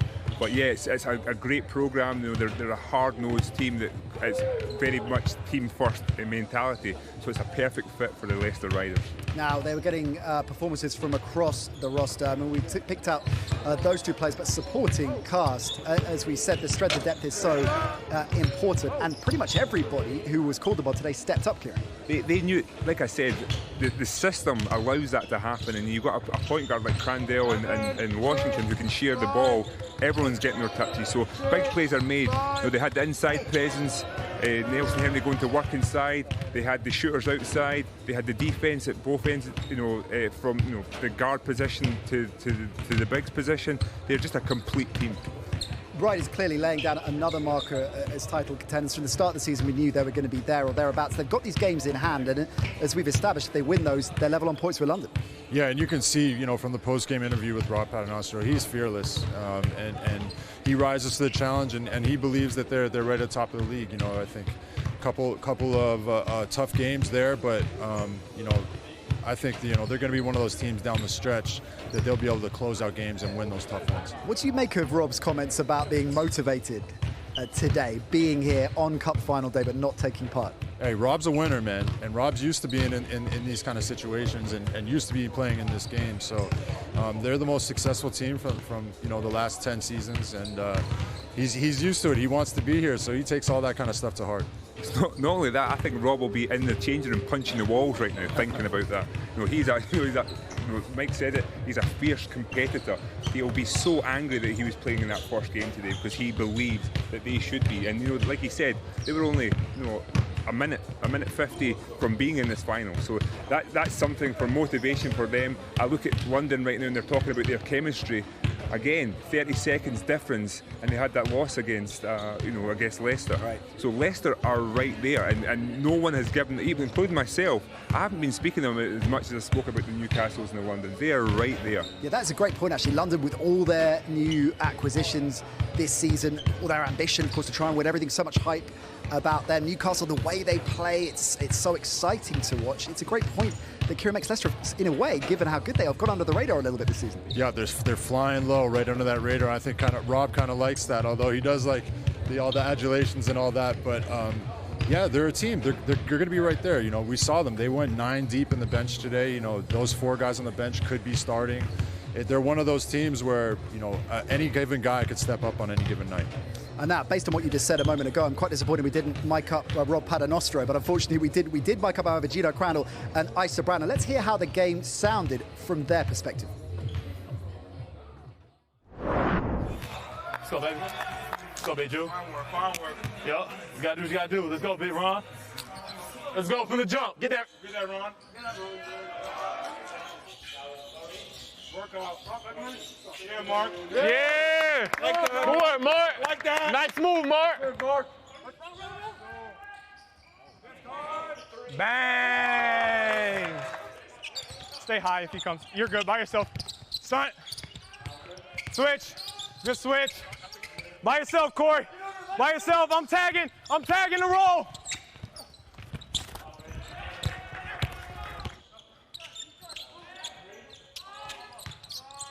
That's a great move, Darian. That's a great move.